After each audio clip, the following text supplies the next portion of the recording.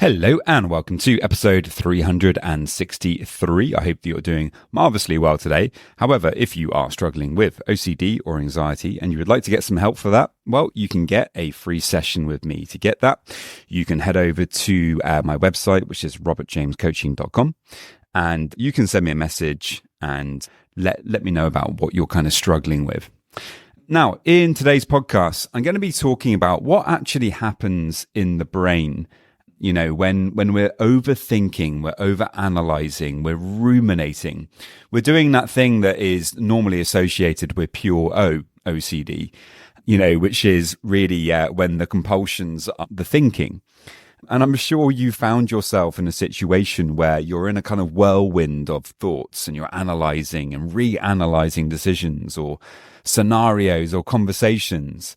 And, that's actually this kind of concept of rumination, of overthinking, and a common companion of the human condition, really, because, everybody at some point really gets caught up in rumination. But of course, if you have OCD, then it is much more intense, time consuming. And, it can really cause many kind of different negative consequences, in our lives. So I think it's important to kind of understand a little bit of what is actually going on in the brain when we are doing this. And so today's episode is all about that. If you would like to support the podcast, you can head over to Instagram and follow there. Also, the podcast is now on YouTube. So if you'd like to head over to YouTube and subscribe, you can do that as well. That would be amazing. So many thanks, guys. I really hope that you enjoy this one. If you have any questions at all about anything I speak about today, do please let me know. And off we go.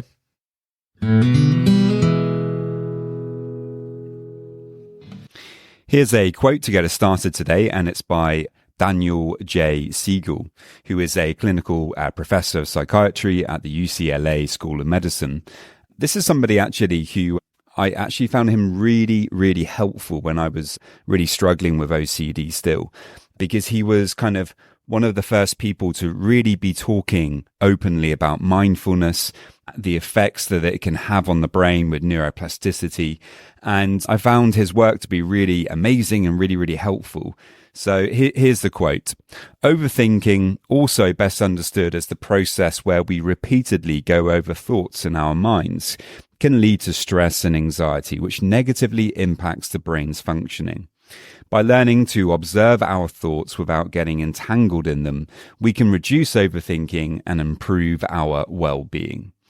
And I think this quote really kind of encapsulates, what we mean by overthinking in the brain, and the importance of being kind of mindful and how that can really help us to let go of that overthinking, that rumination, and overthinking really, it's such a huge part of OCD.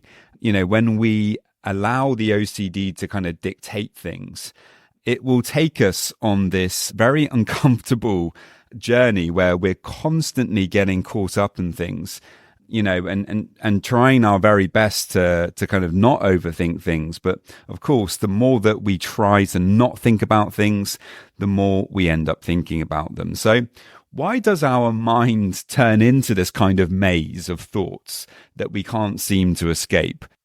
Well, the first thing we're going to talk about is the prefrontal cortex, which is the part of the brain just over the kind of top of the forehead. And it's the part of the brain which really makes us who we are. It's responsible for higher order thinking, language, problem solving. And of course, when it comes to OCD, most people get stuck in problem solving. We're really looking to try to outsmart or outthink the OCD.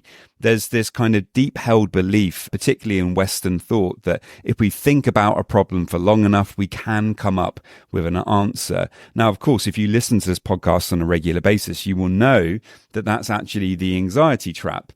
Or the OCD trap. This is really kind of what keeps us stuck. And when we let go of that problem solving and actually come into our body, that's when actually, we begin to kind of let go of these kinds of problems. We start to accept the difficult emotions a lot more. and, we allow everything to just kind of calm down. But unfortunately, in OCD, what tends to happen is the opposite. We end up kind of overloading the prefrontal cortex by doing way too much thinking. And all of this overthinking can kind of lead to us feeling more stressed, more anxious, because really this part of the brain is very energy hungry. It takes up an enormous amount of our energy to be thinking about things so much in the prefrontal cortex. And so when we are, just going over something again and again and again, and we're trying to have that certainty about things, we're actually just kind of using up a lot of our energy. And unfortunately as well, this is quite addictive. As we find ourselves kind of going over these things, it gives us a sense that we're kind of doing something.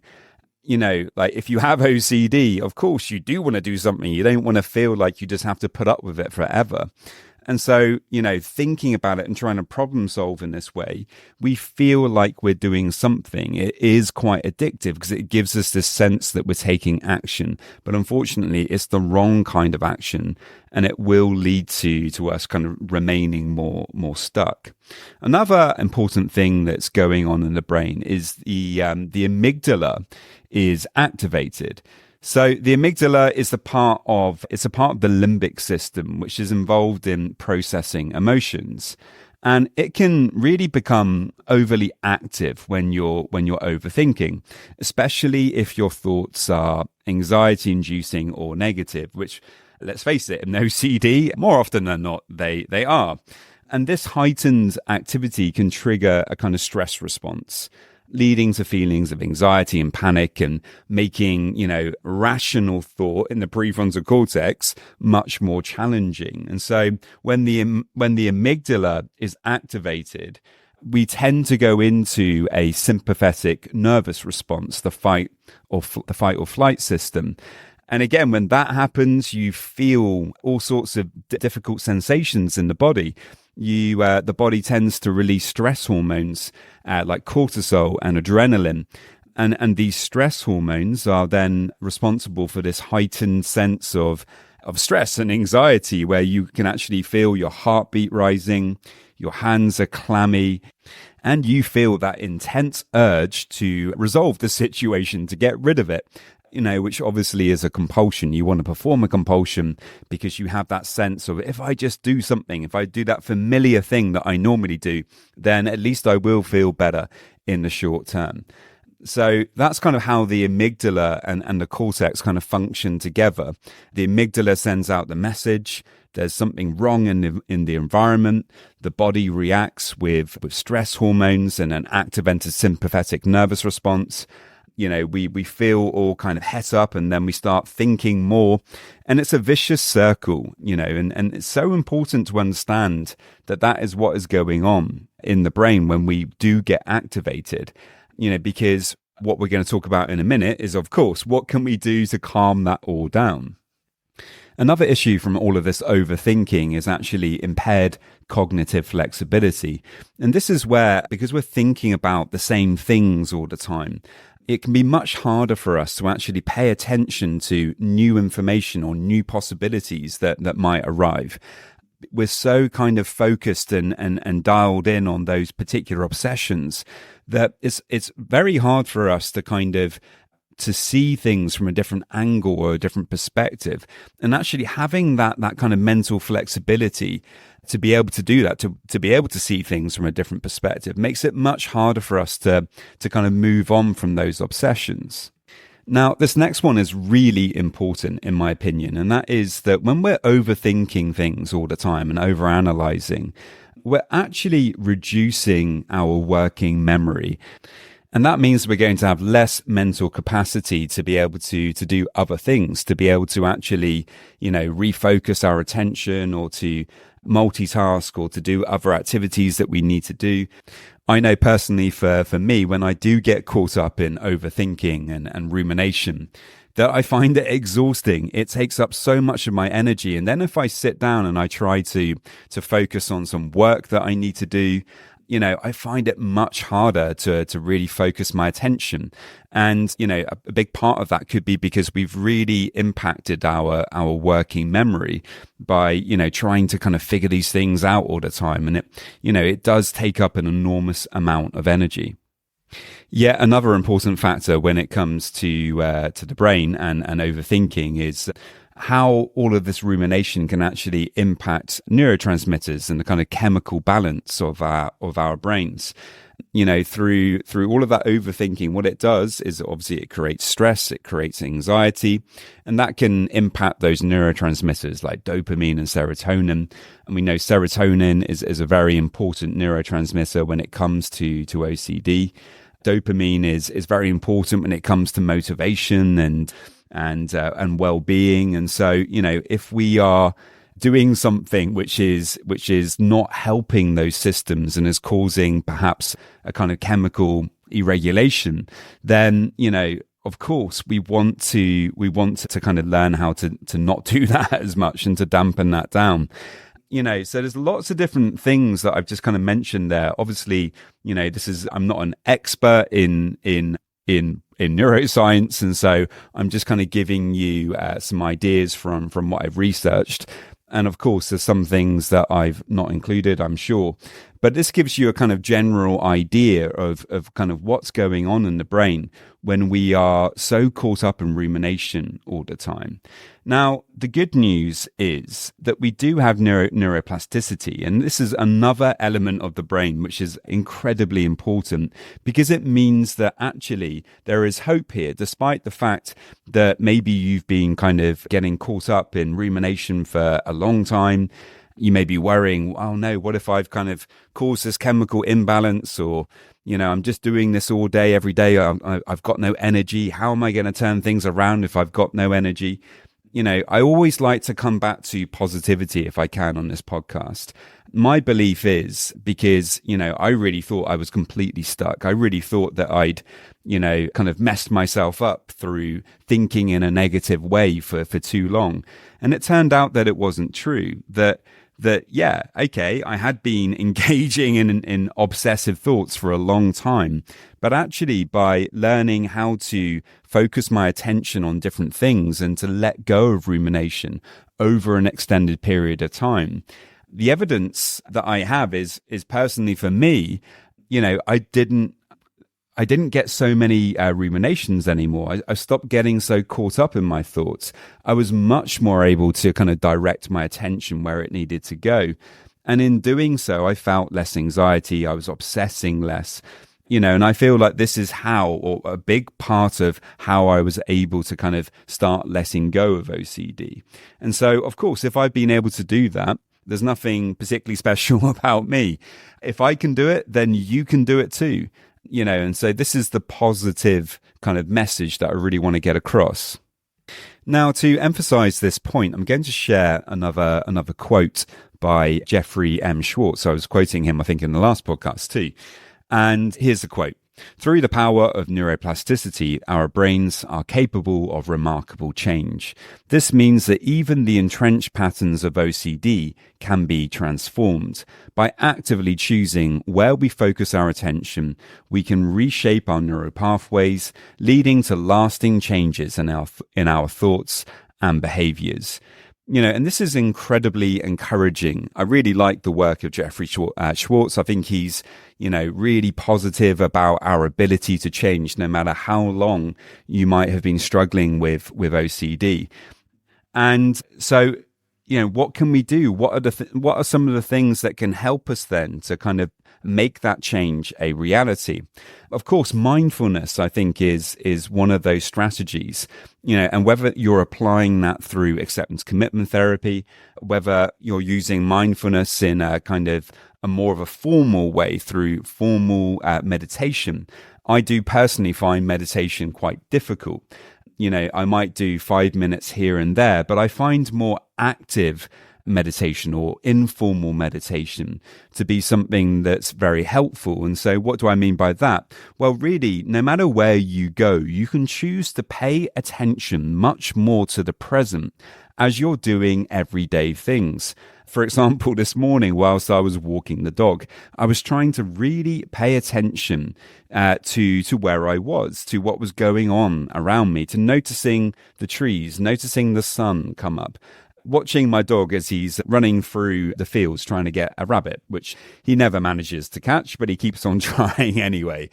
And actually just really paying attention to those things, being present, not being caught up in my thoughts, not being in the brain. Because as we've just talked about today, when we get caught up in the prefrontal cortex and problem solving, which it's very tempting to do, particularly because it's quite addictive. When we do that, then we start getting problems. But actually, when we just stay in the present and we use mindfulness to help ground us in the present or anchor us in the present, it really helps. Other things you can try with that is just being more aware of your body as you're walking along, actually feeling your body, noticing the contact with the floor, noticing your arms as they're swinging. These are really helpful approaches as well. But there's all sorts of other strategies that you can try. So whether that's the Wim Hof method, of course, if you're going to do that, make sure you do that in a safe way, or whether that's doing breath work, or whether that's learning, how to regulate your body through exercise. There's all sorts of different approaches that help us to be more in our bodies, more present, to not be so caught up in our heads. And, as long as we focus on those things and we take action each day to kind of help us to be more present, over time, you really can begin to kind of build up some interesting results. And, for me, this is, so positive and so important, because if we feel that the OCD is the boss, that we can't change things, that once we start ruminating, that's it, we're in the trap, we can't get out of it. That's a really horrible place to be. And that's where I was for many years. And thankfully today, I really feel that if I am feeling that urge to ruminate, well, that's a signal. Perhaps I need to go and do something. Maybe I need to do 5 minutes exercise just to kind of change my chemistry a little bit to make me feel a bit better. Perhaps I just need to do some meditation or some breath work, and when we have that kind of approach where we're kind of positive and we're determined that even when we get into these kind of rabbit hole experiences where, we really go off the deep end with over analyzing our thoughts and the OCD, even when that happens, we can bring ourselves back. We don't have to keep doing that. Of course, it is difficult to do at times, but with practice, with diffusion techniques as well, we can learn how to bring ourselves back into the present. And the more that we're in the present, generally speaking, the better off we are. So many thanks, guys. I really hope that you enjoyed that. If you have any questions at all, please do let me know, and I'll see you next time. Just a quick reminder that if you want to get a free session, all you need to do to get that is to head over to my website, www.robertjamescoaching.com. And there you can leave me a message and we can arrange the free session. And now just a quick reminder of my disclaimer. Any information that you view on my website, Instagram page, Facebook group, or anywhere else online, or any information that you listen to on the podcast is for informational purposes only and is not intended to be a substitute for actual medical or mental health advice from a doctor, psychologist, or any other medical or mental health professional.